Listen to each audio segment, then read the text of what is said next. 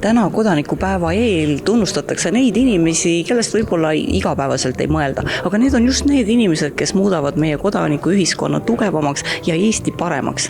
Kes nad on? No täna selgub aasta kodanik ja selguvad ka aumärkide saajad. Aasta kodaniku tiitli sai Pia Kallas, kes on Päästeliidu juht, koondades sel moel vabatahtlikke ja sõja algusest peale on ta ka ülitegus Ukraina inimeste abistamisel. See oleks küll vale, kui siin ainult auhindade pärast inimesed toimetaksid, et see liikuma panev jõud on need samad Eesti inimesed, kes on väga inspireerivad, kes teevad suure südamega seda tööd, mida on raske sõnadesse panna, millise tähenduse ja tähtsusega see meile kõigile on. Nii et see juba iseenesest on see, mis hoiab selle liikumise ja sädeme minul endal silmis. Aasta kodaniku tiitel ja kodanikupäeva aumärgid jagati välja juba 23. korda. Aumärkide saajate seas oli ka väga noori inimesi nagu 17-aastane Jõhvi gümnaasiumi 11. klassi õpilane Gregor Männi. 2021, kui ma olin vist 13, ma sain aasta vabatahtlik 2021 sihukese väiksema tunnustusmärgi. Aga no see on ikka ikka päris nagu, et mulle päris ebarealistlik ikkagi nagu minu jaoks, et 17 ja juba 2 tükki sihukest, et väga suur au nagu, et niimoodi tunnustatud on. No isegi praegu teil silmad säravad, et mis hoiab selle silma säramas ja sellise tahte tegeleda nii paljude asjadega? Kuna ma nooremana olin selline inimene, kelle vanemad ei saanud väga palju lubada tervele perele, tahaks anda inimestele seda, mida mul noorena ei olnud võimalik saada.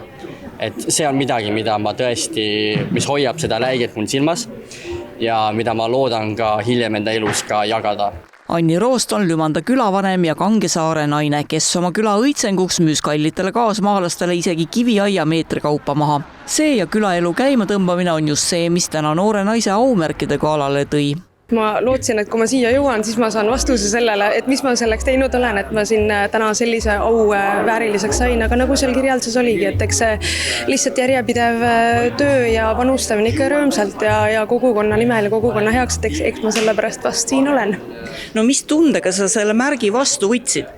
Eks ma võtsin selle ikkagi käed ikka siiamaani värisevad, et see on selles suhtes ikka meeletu au, et nagu ka siseminister ütles, et me kunagi ei tee seda ju keegi selle tunnustuse pärast, et seda enam see on nagu magusam ja läheb rohkem hinge. Kuigi tänavused aumärgi saajad on väga erinevad õpetajad, päästjad, kogukonnajuhid ja noorte eestvedajad, ühendab neid üks lihtne põhimõte. Nad ei oota, et keegi teine teeks, nad teevad ise. Ja need valdkonnad on väga erinevad, kus need inimesed on tegutsenud, alates elanikkonna kaitsest kuni hariduseni, kultuurini, kogukonna liikumiseni. Et see, mis need inimesi ühendab, on pühendumus ja armastus oma kodumaa vastu. Nii et nende lood on ikkagi väga erinevad ja need inimesed on ka erinevas vanuses ja võib-olla erineva elukogemusega. Ütleme niimoodi, et lugude detailid on meil kõigil erinevad.